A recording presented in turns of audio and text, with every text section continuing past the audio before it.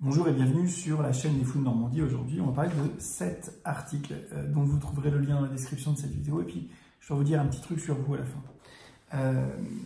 Cet article il est intéressant parce qu'il va parler, vous savez, de ces deux petites voix que vous avez sur l'épaule, comme c'est montré parfois dans les films, dans les dessins animés.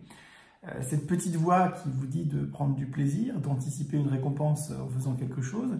Et cette autre petite voix qui vous dit oh, quand même c'est dangereux, ne le fais pas, pourquoi vouloir sauter en parachute, après tout, à quoi ça te sert, tu prends un risque pour rien, et puis si ça se passe mal, etc. Donc on va parler aujourd'hui du circuit de la récompense et du circuit de la peur. Ces deux circuits dont je vous parle extrêmement souvent parce que c'est évidemment au cœur de la psychiatrie, c'est au cœur de l'humanité, c'est au cœur d'à peu près tous les mammifères. Hein. Il y a toujours une sorte de balance permanente entre ces deux petites voix qui vous amènent, qui vous déterminent à faire ou ne pas faire quelque chose. Donc évidemment, c'est deux choses fondamentales. Et cet article est intéressant parce qu'il va chercher à savoir s'il y a des interactions entre ces deux réseaux et si oui, dans quel sens ça va. Est-ce que c'est dans un sens uniquement? Est-ce que ça va dans les deux sens? Voilà. Et ce qu'il nous montre, cet article, c'est que ça va dans les deux sens. C'est-à-dire que, en l'occurrence, dans cet article, c'est une étude chez les enfants, une quarantaine d'enfants à peu près, on montre que avoir subi un stress important, par exemple à l'âge de 7 ans, va vous amener à l'âge de 10 ans.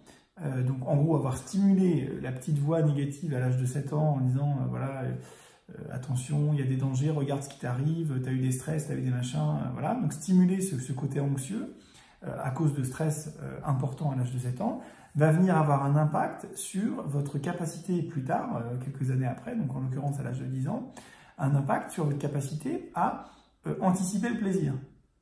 Et donc finalement, avoir votre appétence au plaisir, votre envie d'avoir du plaisir, votre capacité à mettre en place des stratégies pour essayer d'avoir un peu de plaisir. Donc le stress à 7 ans va venir influencer votre circuit de la récompense et le rendre moins désireux d'aller chercher du plaisir et d'être capable surtout d'anticiper une récompense donnée, je sais pas moi, votre salaire ou le plaisir de sauter en parachute ou je ne sais quoi.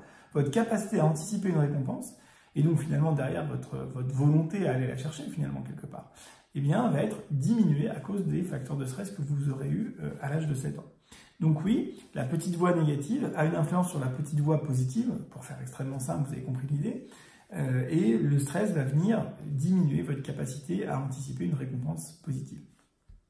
Et ce qu'ils ont aussi montré, c'est que postérieurement, un circuit de la récompense qui est, comment dirais-je, un peu endormi, une capacité à anticiper la récompense qui est plus faible, va venir aussi impacter et augmenter votre propension au doute, à l'inquiétude, à la préoccupation, à anticiper un truc négatif. Donc il y a une sorte de cercle vicieux, on pourrait dire, des interactions réciproques, hein, bidirectionnelles, entre ces deux circuits. Et ça, c'est la première fois, en tout cas à ma connaissance, que c'est montré comme ça. Donc c'est forcément du coup un article qui est forcément très intéressant. Et vous savez que je parle beaucoup de troubles anxieux sur cette chaîne, je parle beaucoup de TDAH. Vous savez que dans le trouble anxieux, le circuit là, du doute, de la peur, de l'inquiétude, de la préoccupation est extrêmement électrisé, sollicité, sensible, hypersensible. Et dans le TDAH, le circuit de la récompense est hyper électrisé aussi, hypersensible, etc. Donc, ça nous permet d'avoir un éclairage aussi un petit peu particulier sur, par exemple, pour les gens qui souffrent d'un TDAH, de pourquoi il y a très souvent un trouble anxieux préexistant, en quoi le fait de stresser va venir aussi perturber le circuit de la récompense, en quoi cette perturbation du circuit de la récompense va aussi pouvoir éventuellement majorer le stress et donc éventuellement plus tard engendrer une dépression. Voilà, écoutez, c'est un article qui était vraiment intéressant. Puis je voulais vous dire un truc sur vous. Il y a quand même un truc, c'est que là, vous m'écoutez, donc vous êtes encore sur cette chaîne, vous êtes encore en train de regarder cette vidéo, ça fait 4 minutes 24 qu'on discute, et je me dis, mais pourquoi vous êtes là?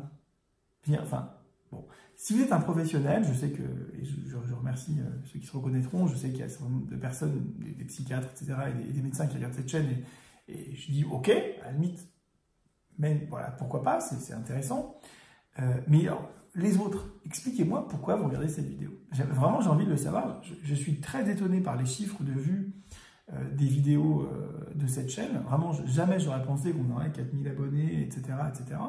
et 400 de plus tous les mois. Bon, expliquez-moi ce qui vous intéresse. Alors, soit vous êtes personnellement concerné, mais même là, là, cette vidéo, les interactions entre le circuit de la récompense et du doute, vous êtes motivé, quoi. Donc, soit vous êtes justement donc motivé et curieux, et dans ce cas-là, bah, je ne peux que vous féliciter. Vous savez à quel point je pense que la curiosité est la plus belle des qualités au monde. Je vous dis à très bientôt. Bye.